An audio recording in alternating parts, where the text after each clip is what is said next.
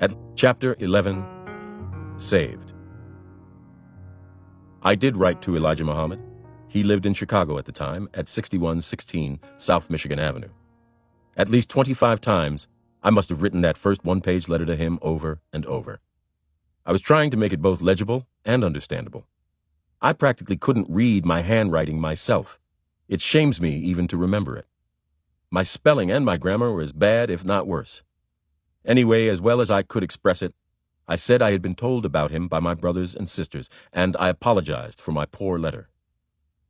Mr. Muhammad sent me a typed reply. It had an all but electrical effect upon me, to see the signature of the Messenger of Allah. After he welcomed me into the true knowledge, he gave me something to think about. The black prisoner, he said, symbolized white society's crime of keeping black men oppressed and deprived and ignorant and unable to get decent jobs, turning them into criminals. He told me to have courage.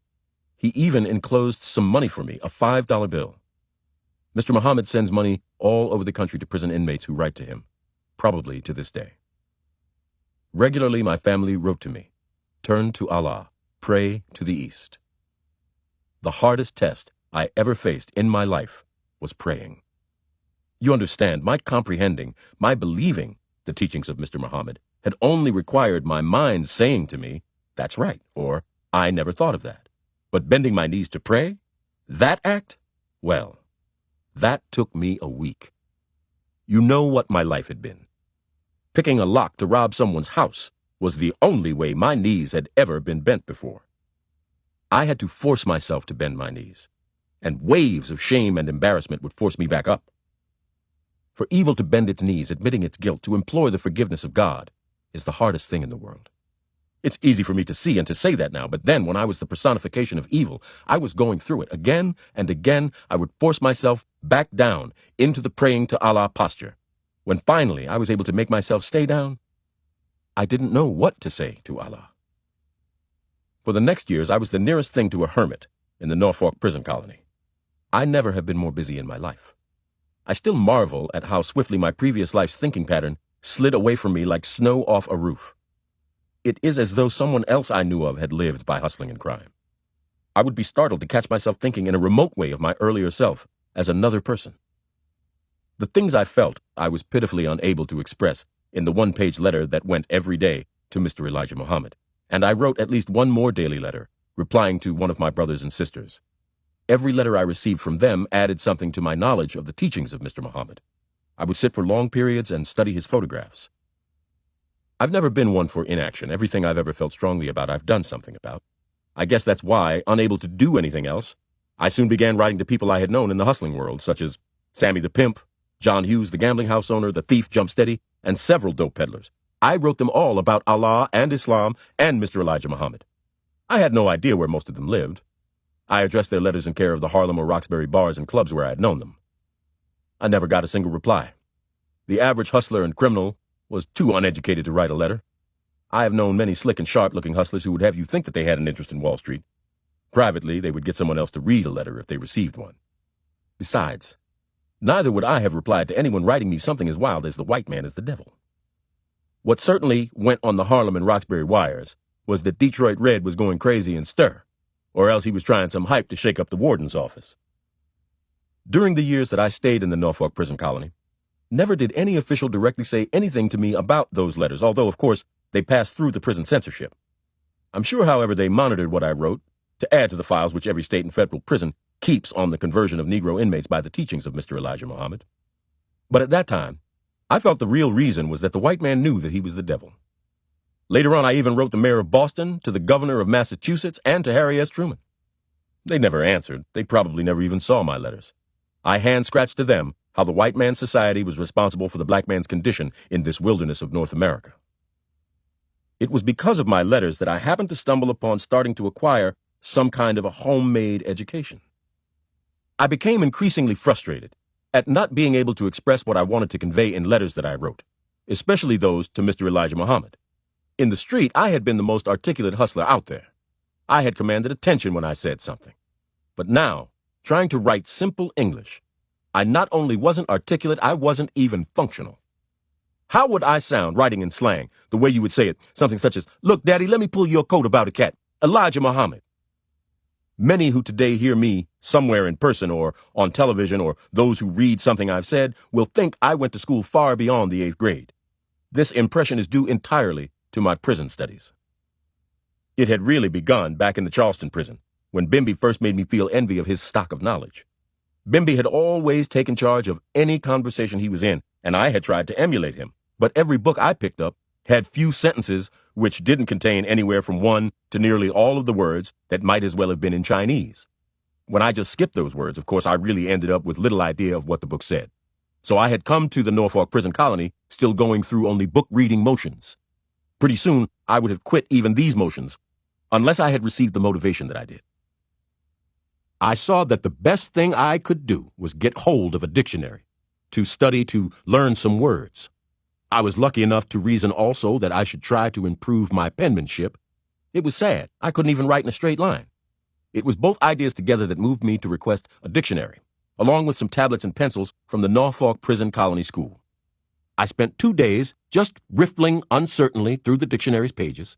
I'd never realized so many words existed. I didn't know which words I needed to learn. Finally, just to start some kind of action, I began copying. In my slow, painstaking, ragged handwriting, I copied into my tablet everything printed on that first page, down to the punctuation marks.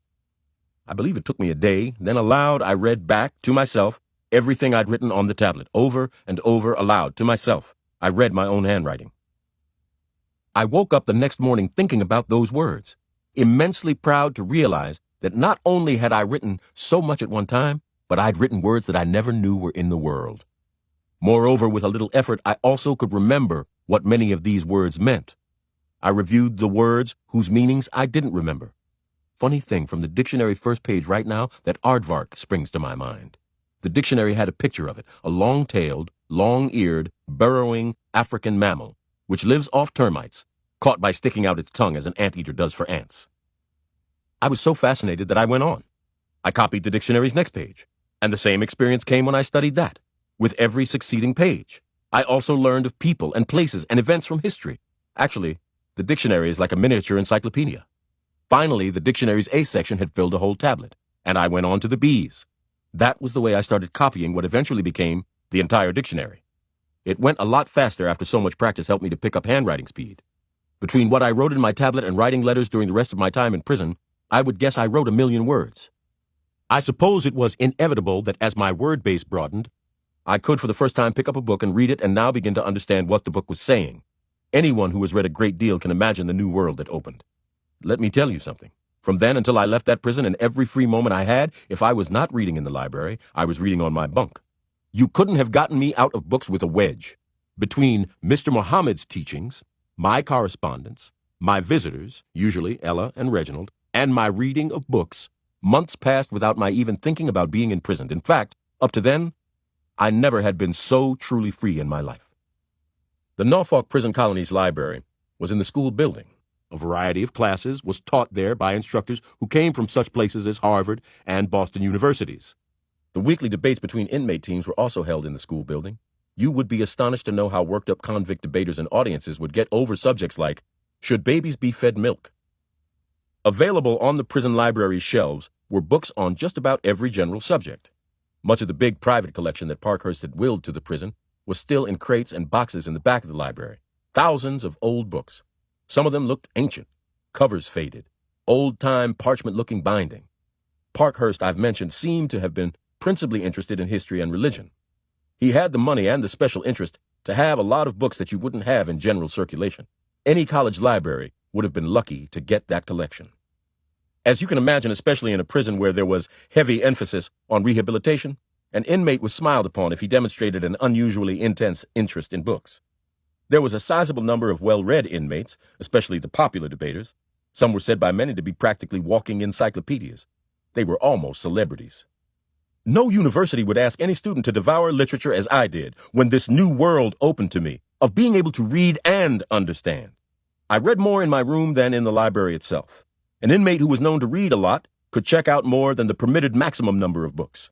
I preferred reading in the total isolation of my own room. When I had progressed to really serious reading, every night at about 10 p.m. I would be outraged with the lights out. It always seemed to catch me right in the middle of something engrossing. Fortunately, right outside my door was a corridor light that cast a glow into my room. The glow was enough to read by, once my eyes adjusted to it. So when lights out came, I would sit on the floor where I could continue reading in that glow. At 1-hour intervals, the night guards paced past every room. Each time I heard the approaching footsteps, I jumped into bed and feigned sleep. As soon as the guard passed, I got back out of bed onto the floor area of that light glow, where I would read for another 58 minutes, until the guard approached again. That went on until 3 or 4 every morning. 3 or 4 hours of sleep a night was enough for me. Often in the years in the streets, I had slept less than that. The teachings of Mr. Muhammad stressed how history had been whitened. When white men had written history books, the black man simply had been left out. Mr. Muhammad couldn't have said anything that would have struck me much harder. I had never forgotten how, when my class, me, and all of those whites had studied 7th grade United States history back in Mason, the history of the Negro had been covered in one paragraph, and the teacher had gotten a big laugh with his joke, "Negroes' feet are so big that when they walk they leave a hole in the ground." This is one reason why Mr. Muhammad's teachings spread so swiftly all over the United States among all Negroes, whether or not they became followers of Mr. Muhammad. The teachings ring true to every Negro. You can hardly show me a black adult in America, or a white one for that matter, who knows from the history books anything like the truth about the black man's role. In my own case, once I heard of the glorious history of the black man, I took special pains to hunt in the library for books that would inform me on details about black history. I can remember accurately the very first set of books that really impressed me. I have since bought that set of books and have it at home for my children to read as they grow up. It's called Wonders of the World. It's full of pictures of archaeological finds, statues that depict, usually, non-European people. I found books like Will Durant's Story of Civilization. I read H.G. Wells's Outline of History. Souls of Black Folk by W.E.B. Du Bois gave me a glimpse into the black people's history before they came to this country. Carter G. Woodson's Negro History opened my eyes about black empires before the black slave was brought to the United States and the early Negro struggles for freedom. J.A. Rogers' 3 volumes of Sex and Race told about race mixing before Christ's time, about Aesop being a black man who told fables, about Egypt's pharaohs, about the great Coptic Christian empires, about Ethiopia, the Earth's oldest continuous black civilization, as China is the oldest continuous civilization. Mr. Muhammad's teachings about how the white man had been created led me to Findings in Genetics by Gregor Mendel. The dictionary's G section was where I learned what genetics meant. I really studied this book by the Austrian monk, reading it over and over. Especially certain sections helped me to understand that if you started with a black man, a white man could be produced, but starting with a white man, you never could produce a black man because the white gene is recessive. And since no one disputes that there was but one original man, the conclusion is clear. During the last year or so, in the New York Times, Arnold Toynbee used the word bleached in describing the white man. His words were white, i.e. bleached human beings of North European origin. Toynbee also referred to the European geographic area as only a peninsula of Asia. He said there is no such thing as Europe, and if you look at the globe, you will see for yourself that America is only an extension of Asia. But at the same time, Toynbee is among those who have helped to bleach history. He has written that Africa was the only continent that produced no history. He won't write that again. Every day now the truth is coming to light. I never will forget how shocked I was when I began reading about slavery's total horror. It made such an impact upon me that it later became one of my favorite subjects when I became a minister of Mr. Muhammad's. The world's most monstrous crime. The sin and the blood on the white man's hands are almost impossible to believe. Books like the one by Frederick Olmsted opened my eyes to the horrors suffered when the slave was landed in the United States. The European woman Fanny Kimball, who had married a southern white slave owner, described how human beings were degraded. Of course, I read Uncle Tom's Cabin. In fact, I believe that's the only novel I have ever read since I started serious reading. Parkhurst's collection also contains some bound pamphlets of the Abolitionist Anti-Slavery Society of New England. I read descriptions of atrocities and saw those illustrations of black slave women tied up and flogged with whips, of black mothers watching their babies being dragged off, never to be seen by their mothers again, of dogs after slaves, and of the fugitive slave catchers, evil white men with whips and clubs and chains and guns. I read about the slave preacher Nat Turner, who put the fear of God into the white slave master. Nat Turner wasn't going around preaching pie in the sky and nonviolent freedom for the black man. There in Virginia, one night in 1831, Nat and 7 other slaves started out at his master's home, and through the night they went from one plantation big house to the next, killing, until by the next morning 57 white people were dead and Nat had about 70 slaves following him. White people, terrified for their lives, fled from their homes, locked themselves up in public buildings, hid in the woods, and some even left the state.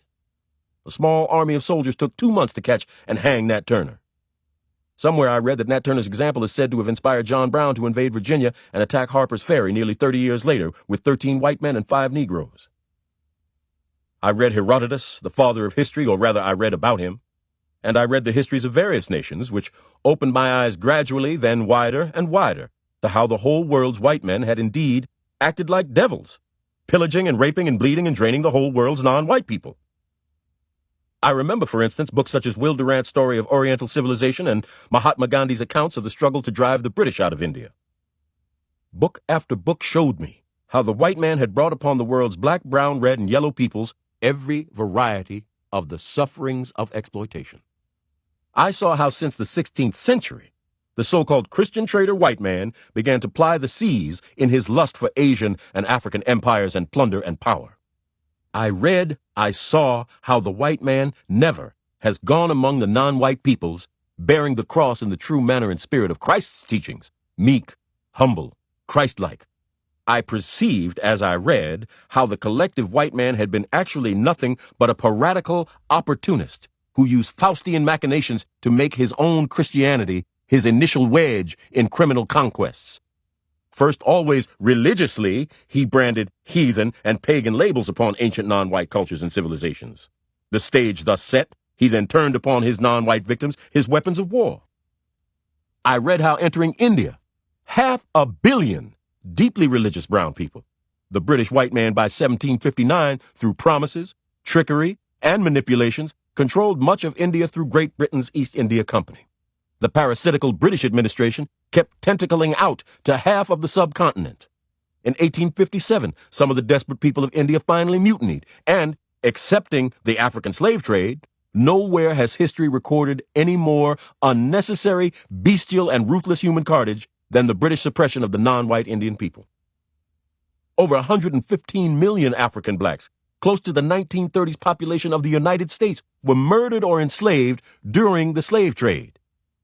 And I read how when the slave market was glutted, the cannibalistic white powers of Europe next carved up, as their colonies, the richest areas of the black continent. And Europe's chancelleries for the next century played a chess game of naked exploitation and power from Cape Horn to Cairo. 10 guards and the warden couldn't have torn me out of those books. Not even Elijah Muhammad could have been more eloquent than those books were in providing indisputable proof that the collective white man had acted like a devil in virtually every contact he had with the world's collective non-white man. I listen today to the radio and watch television and read the headlines about the collective white man's fear and tension concerning China. When the white man professes ignorance about why the Chinese hate him so, my mind can't help flashing back to what I read there in prison, about how the blood forebears of this same white man raped China at a time when China was trusting and helpless. Those original white Christian traders sent into China millions of pounds of opium. By 1839, so many of the Chinese were addicts that China's desperate government destroyed 20,000 chests of opium. The first Opium War was promptly declared by the white man. Imagine declaring war upon someone who objects to being narcotized. The Chinese were severely beaten with Chinese-invented gunpowder. The Treaty of Nanking made China pay the British white man for the destroyed opium, forced open China's major ports to British trade, forced China to abandon Hong Kong, fixed China's import tariffs so low that cheap British articles soon flooded in, maiming China's industrial development. After a second Opium War, the Tientsin Treaties legalized the ravaging opium trade, legalized a British, French, American control of China's customs. China tried delaying the treaty's ratification. Peking was looted and burned.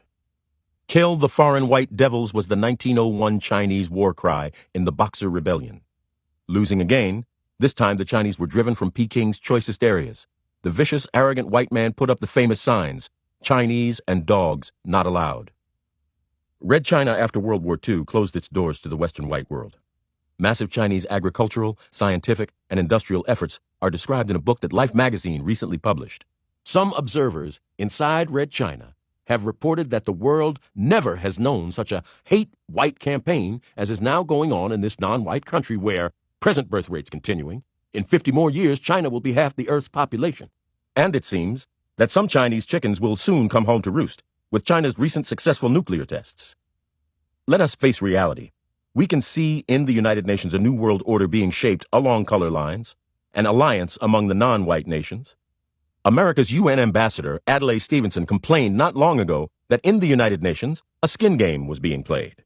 He was right. He was facing reality. A skin game is being played. But Ambassador Stevenson sounded like Jesse James accusing the marshal of carrying a gun, because who in the world's history has ever played a worse skin game than the white man? Mr. Muhammad, to whom I was writing daily, had no idea of what a new world had opened up to me through my efforts to document his teachings in books. When I discovered philosophy, I tried to touch all the landmarks of philosophical development. Gradually, I read most of the old philosophers, Occidental and Oriental. The Oriental philosophers were the ones I came to prefer. Finally, my impression was that most Occidental philosophy had largely been borrowed from the Oriental thinkers. Socrates, for instance, traveled in Egypt. Some sources even say Socrates was initiated into some of the Egyptian mysteries. Obviously, Socrates got some of his wisdom among the East's wise men. I have often reflected upon the new vistas that reading opened to me. I knew right there in prison that reading had changed forever the course of my life. As I see it today, the ability to read awoke inside me some long dormant craving to be mentally alive. I certainly wasn't seeking any degree the way a college confers a status symbol upon its students. My homemade education gave me, with every additional book that I read, a little bit more sensitivity to the deafness, dumbness, and blindness that was afflicting the black race in America. Not long ago, an English writer telephoned me from London asking questions. One was, "What's your alma mater?" I told him, "Books." You will never catch me with a free 15 minutes in which I am not studying something I feel might be able to help the black man. Yesterday I spoke in London, and both ways on the plane across the Atlantic I was studying a document about how the United Nations proposes to ensure the human rights of the oppressed minorities of the world. The American black man is the world's most shameful case of minority oppression. What makes the black man think of himself as only an internal United States issue is just a catchphrase, 2 words, civil rights. How is the black man going to get civil rights before first he wins his human rights? If the American black man will start thinking about his human rights and then start thinking of himself as part of one of the world's great peoples, he will see he has a case for the United Nations. I can't think of a better case. 400 years of black blood and sweat invested here in America, and the white man still has the black man begging for what every immigrant fresh off the ship can take for granted the minute he walks down the gangplank. But I'm digressing. I told the Englishman that my alma mater was books, a good library. Every time I catch a plane, I have with me a book that I want to read, and that's a lot of books these days. If I weren't out here every day battling the white man, I could spend the rest of my life reading, just satisfying my curiosity, because you can't hardly mention anything I'm not curious about. I don't think anybody ever got more out of going to prison than I did. In fact, prison enabled me to study far more intensively than I would have if my life had gone differently and I had attended some college. I imagine that one of the biggest troubles with colleges is there are too many distractions, too much panty raiding, fraternities, and bula and all of that. Where else but in prison could I have attacked my ignorance by being able to study intensely, sometimes as much as 15 hours a day? Schopenhauer, Kant, Nietzsche. Naturally, I read all of these. I don't respect them. I am just trying to remember some of those whose theories I soaked up in those years. These 3, it said, laid the groundwork on which the fascist and Nazi philosophy was built. I don't respect them because it seems to me that most of their time was spent arguing about things that are not really important. They remind me of so many of the Negro intellectuals, so-called, with whom I have come in contact. They are always arguing about something useless. Spinoza impressed me for a while when I found out that he was black, a black Spanish Jew. The Jews excommunicated him because he advocated a pantheistic doctrine, something like the allness of God or God in everything. The Jews read their burial services for Spinoza, meaning that he was dead as far as they were concerned. His family was run out of Spain. They ended up in Holland, I think. I'll tell you something. The whole stream of Western philosophy has now wound up in a cul-de-sac. The white man has perpetrated upon himself, as well as upon the black man, so gigantic a fraud that he has put himself into a crack. He did it through his elaborate neurotic necessity to hide the black man's true role in history.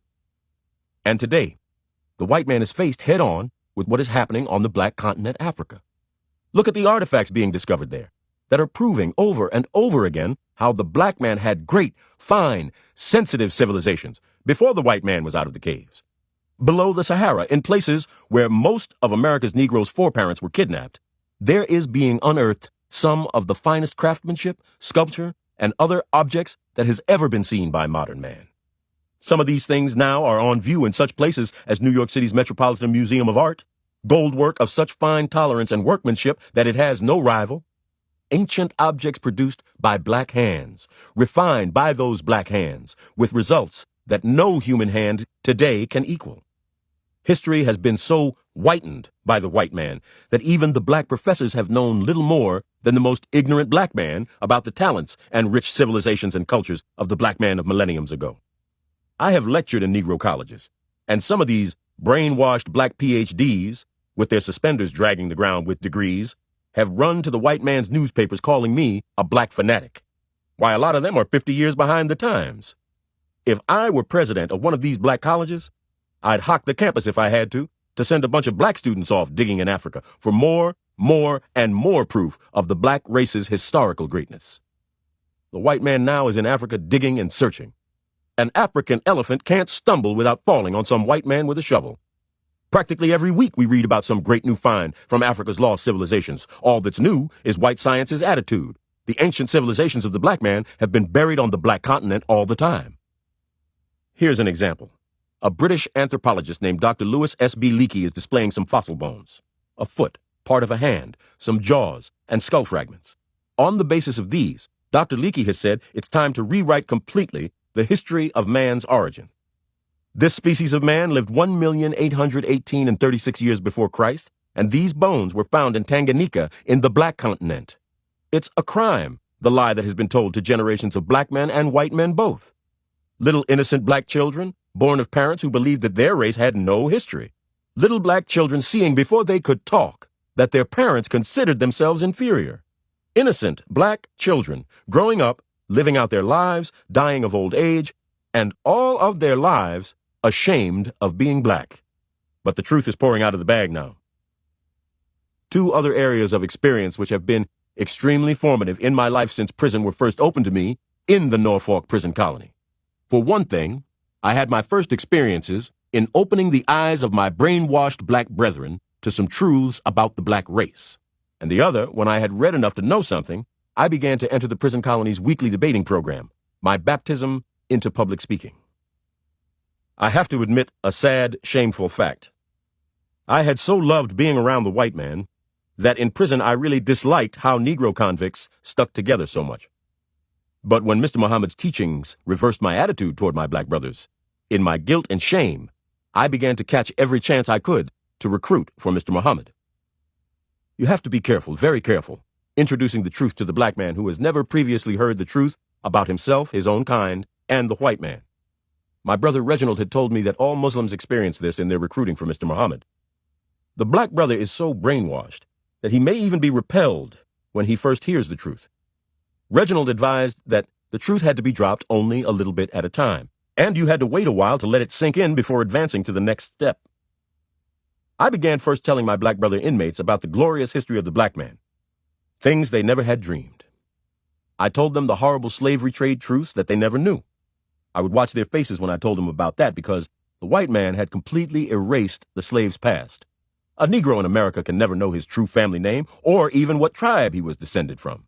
The Mandingos, the Wolof, the Serra, the Fula, the Fanti, the Ashanti, or others, I told them that some slaves brought from Africa spoke Arabic and were Islamic in their religion. A lot of these black convicts still wouldn't believe it unless they could see that a white man had said it.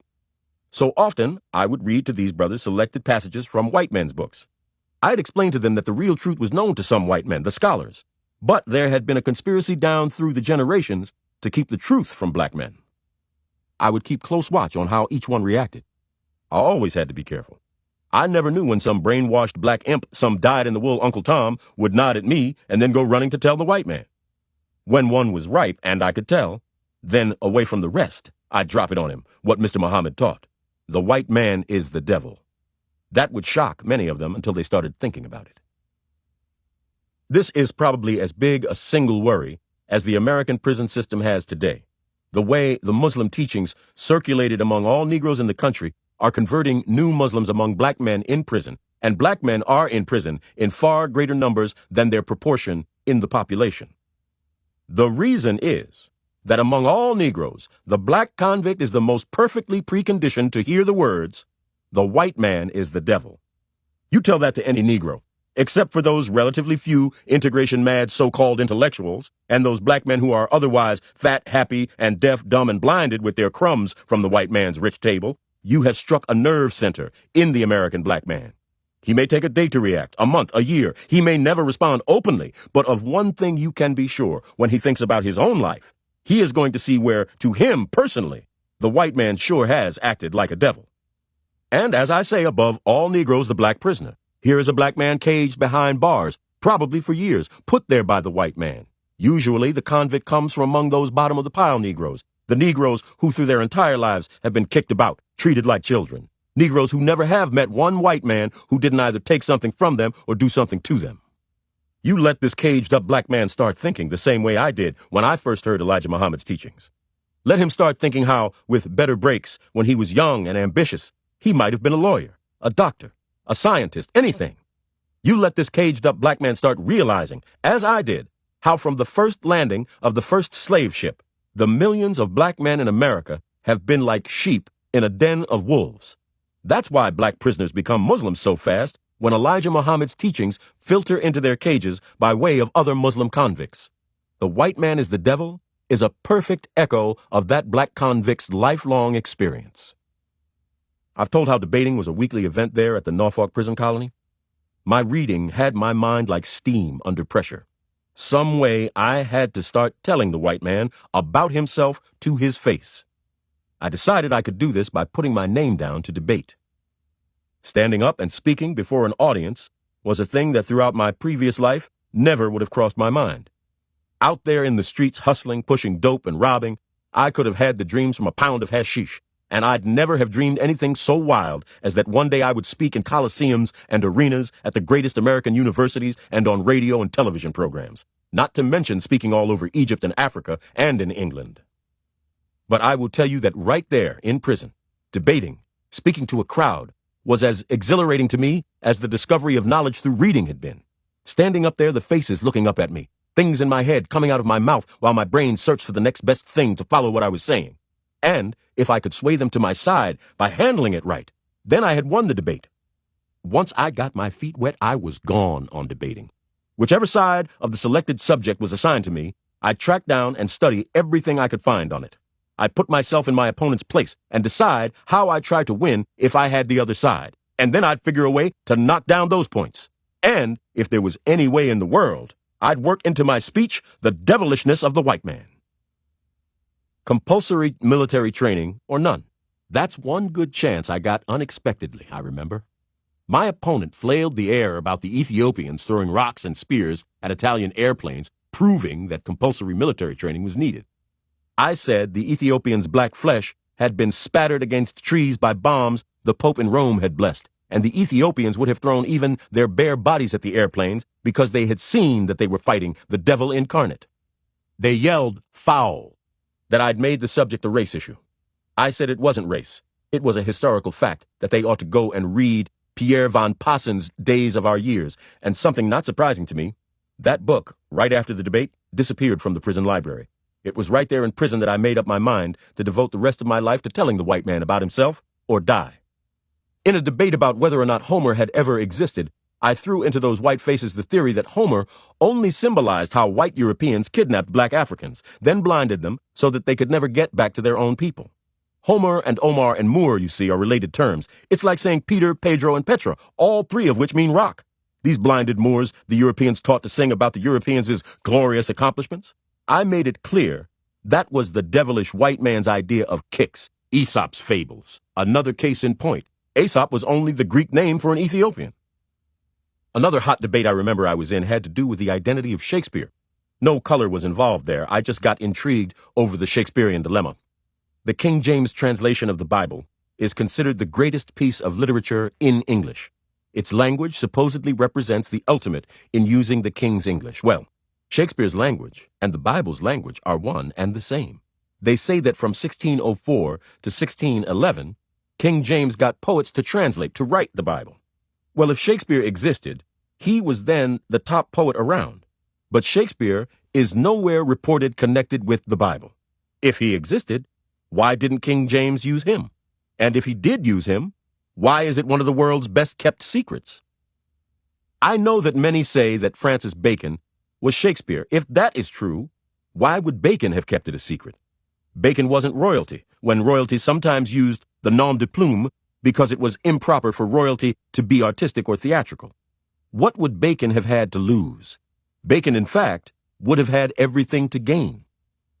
In the prison debates, I argued for the theory that King James himself was the real poet who used the nom de plume Shakespeare. King James was brilliant. He was the greatest king who ever sat on the British throne. Who else among royalty in his time would have had the giant talent to write Shakespeare's works? It was he who poetically fixed the Bible, which in itself, and its present King James Version, has enslaved the world. When my brother Reginald visited, I would talk to him about new evidence I found to document the Muslim teachings. In either volume 43 or 44 of the Harvard Classics, I read Milton's Paradise Lost. The devil, kicked out of paradise, was trying to regain possession. He was using the forces of Europe, personified by the popes, Charlemagne, Richard the Lionhearted, and other knights. I interpreted this to show that the Europeans were motivated and led by the devil, or the personification of the devil. So Milton and Mr. Elijah Muhammad were actually saying the same thing. I couldn't believe it when Reginald began to speak ill of Elijah Muhammad.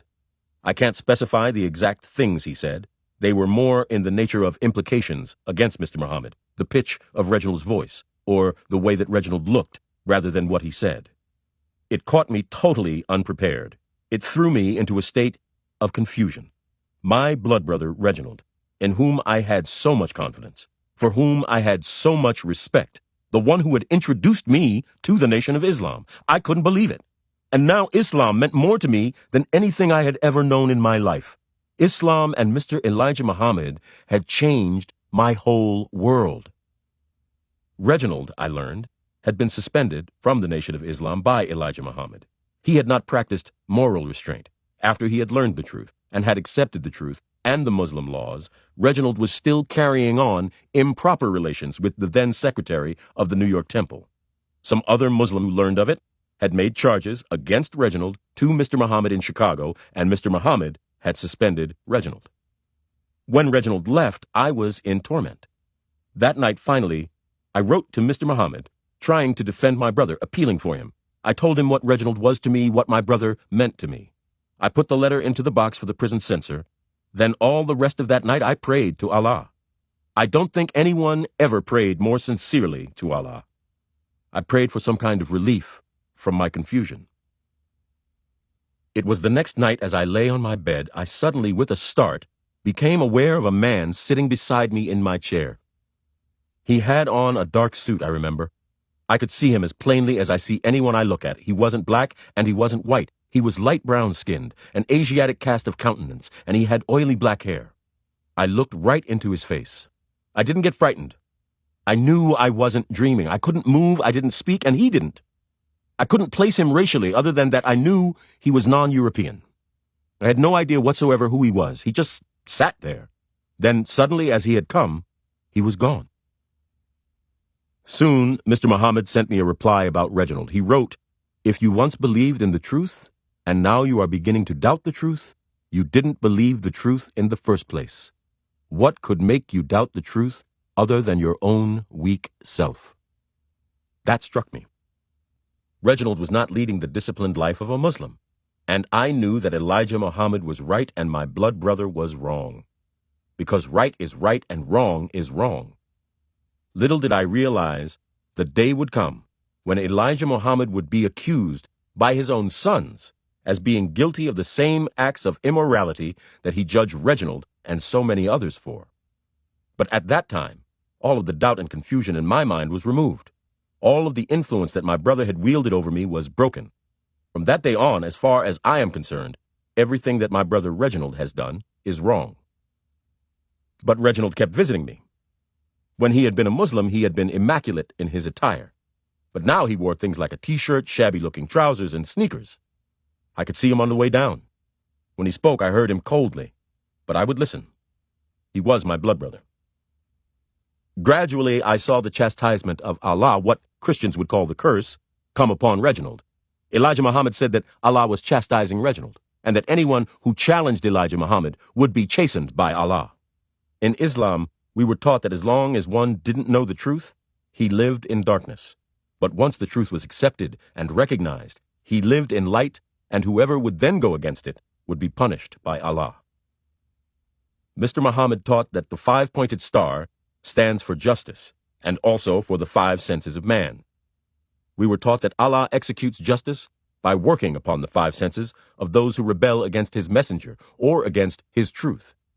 We were taught that this was Allah's way of letting Muslims know his sufficiency to defend his messenger against any and all opposition, as long as the messenger himself didn't deviate from the path of truth.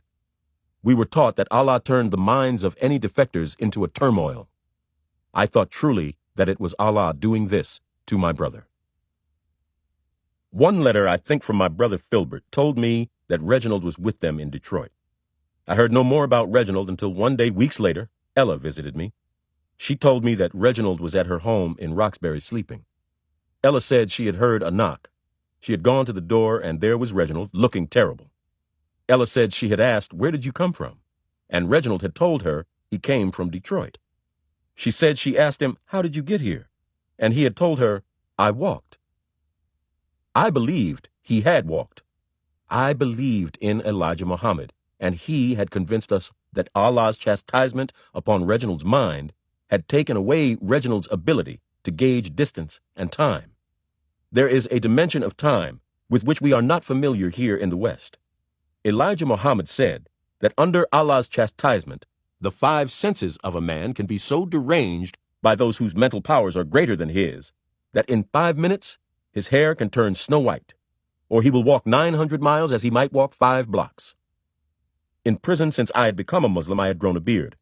When Reginald visited me, he nervously moved about in his chair. He told me that each hair on my beard was a snake. Everywhere he saw snakes.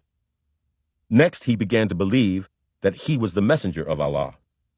Reginald went around in the streets of Roxbury, Ella reported to me, telling people that he had some divine power. He graduated from this to saying that he was Allah. He finally began saying he was greater than Allah. Authorities picked Reginald up, and he was put into an institution. They couldn't find what was wrong. They had no way to understand Allah's chastisement. Reginald was released, then he was picked up again and was put into another institution. Reginald is in an institution now. I know where, but I won't say. I would not want to cause him any more trouble than he has already had. I believe today that it was written, it was meant for Reginald to be used for one purpose only, as a bait, as a minnow to reach into the ocean of blackness where I was, to save me. I cannot understand it any other way. After Elijah Muhammad himself was later accused as a very immoral man, I came to believe that it wasn't a divine chastisement upon Reginald, but the pain he felt when his own family totally rejected him for Elijah Muhammad, and this hurt made Reginald turn insanely upon Elijah Muhammad. It's impossible to dream or to see or to have a vision of someone whom you have never seen before, and to see him exactly as he is. To see someone and to see him exactly as he looks is to have a prevision. I would later come to believe that my prevision was of Master W.D. Fard, the Messiah, the one whom Elijah Muhammad said had appointed him, Elijah Muhammad, as his last messenger to the black people of North America. My last year in prison was spent back in Charlestown prison. Even among the white inmates, the word had filtered around.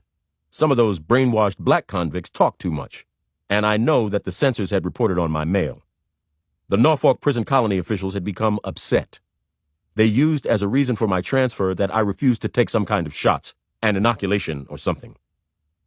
The only thing that worried me was that I hadn't much time left before I would be eligible for parole board consideration. But I reasoned that they might look at my representing and spreading Islam in another way. Instead of keeping me in, they might want to get me out. I had come to prison with 20/20 vision. But when I got sent back to Charlestown, I had read so much by the lights-out glow in my room at the Norfolk prison colony that I had astigmatism and the first pair of eyeglasses that I have worn ever since. I had less maneuverability back in the much stricter Charlestown prison, but I found that a lot of Negroes attended a Bible class, and I went there.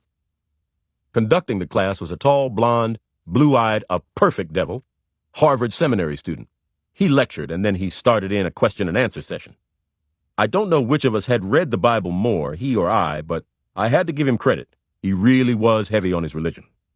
I puzzled and puzzled for a way to upset him and to give those Negroes present something to think and talk about and circulate. Finally, I put up my hand. He nodded. He had talked about Paul. I stood up and asked, what color was Paul? And I kept talking with pauses. He had to be black because he was a Hebrew. And the original Hebrews were black, weren't they? He had started flushing red. You know the way white people do. He said, yes. I wasn't through yet. What color was Jesus? He was Hebrew too, wasn't he? Both the Negro and the white convicts had sat bolt upright. I don't care how tough the convict, be he brainwashed black Christian or a devil white Christian, neither of them is ready to hear anybody saying Jesus wasn't white. The instructor walked around. He shouldn't have felt bad. In all the years since, I never have met any intelligent white man who would try to insist that Jesus was white. How could they? He said Jesus was brown. I let him get away with that compromise. Exactly as I had known it would almost overnight, the Charlestown convicts, black and white, began buzzing with the story.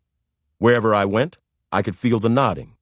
And any time I got a chance to exchange words with a black brother in stripes, I'd say, my man, you ever heard about somebody named Mr. Elijah Muhammad?